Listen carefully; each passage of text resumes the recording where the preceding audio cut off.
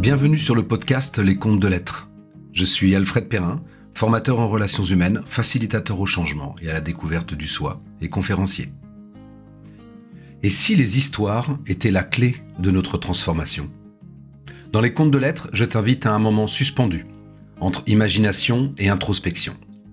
Chaque épisode est une métaphore, un conte, un récit symbolique, né pour questionner, apaiser ou inspirer. À travers ces contes, je parle à ton inconscient. Ils s'approchent, frappent à ta porte, attendent que tu les invites. Ils ne viennent pas pour expliquer, mais pour éveiller. Des contes qui parlent à l'âme, des mots qui murmurent à l'intérieur. Que tu sois en quête de sens, en chemin vers toi-même, les contes de l'être t'offrent une pause douce et profonde. Alors si tu veux, ferme les yeux ou ouvre les grands.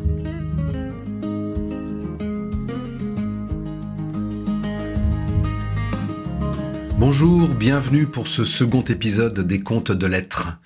Comme vous le savez peut-être, ce podcast est en alternance une semaine sur deux avec le café du dimanche. Et oui, une petite vidéo évoquant des principes de PNL et autres. Ce dimanche, le thème était les valeurs. En PNL, programmation neuro-linguistique, les valeurs sont ce qui est fondamentalement important pour nous. Nous appelons ça aussi nos besoins. Elles agissent comme une boussole intérieure. Elles orientent nos décisions, nos motivations, nos comportements et même nos conflits ou nos blocages. Par exemple, si une personne valorise profondément la liberté, elle ressentira de l'inconfort ou de la frustration dans une situation trop rigide, même sans savoir pourquoi. En PNL, identifier ces valeurs permet de mieux se connaître, comprendre ses choix ou ses résistances et vivre de manière plus alignée avec soi-même. En résumé, nos valeurs sont les pourquoi invisibles derrière nos actions. Et plus nos actions sont alignées avec nos valeurs, plus nous nous sentons cohérents et épanouis. Aujourd'hui, j'aimerais vous raconter une histoire simple, une histoire que vous avez peut-être déjà entendue, mais que l'on oublie souvent. Une histoire qui parle de notre temps, de notre énergie et surtout, bien sûr, de nos valeurs. Imaginez un professeur de philosophie face à un groupe d'étudiants venus apprendre à mieux gérer leur temps. Sur la table, un grand vase vide qu'il remplit avec de grosses pierres. Il demande à l'assemblée « Est-ce que le vase est plein ?» Tous les étudiants répondent « Oui !» Alors il prend un seau rempli de gravier, le verse dans le vase. Les petits cailloux s'infiltrent entre les grosses pierres.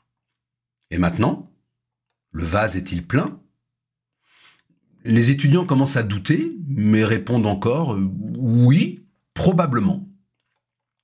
Le professeur prend ensuite un seau de sable, le verse dans le vase. Le sable s'infiltre alors dans tous les interstices. « Est-ce que le vase est plein ?»« Non », dirent les étudiants en riant. Enfin, le professeur sort une carafe d'eau et la verse dans le vase, jusqu'à ras-bord. Il laisse un silence, puis dit « Ce vase, c'est votre vie. Les grosses pierres, ce sont vos valeurs essentielles, votre famille, votre santé, vos rêves, vos convictions profondes. Les graviers, ce sont vos projets, votre travail, vos engagements sociaux. Le sable, c'est tout le reste. Les distractions, les détails sans importance, les petites urgences quotidiennes. Et l'eau, ce sont les choses encore plus superficielles, les scrolls sans fin, les plaintes, les automatismes.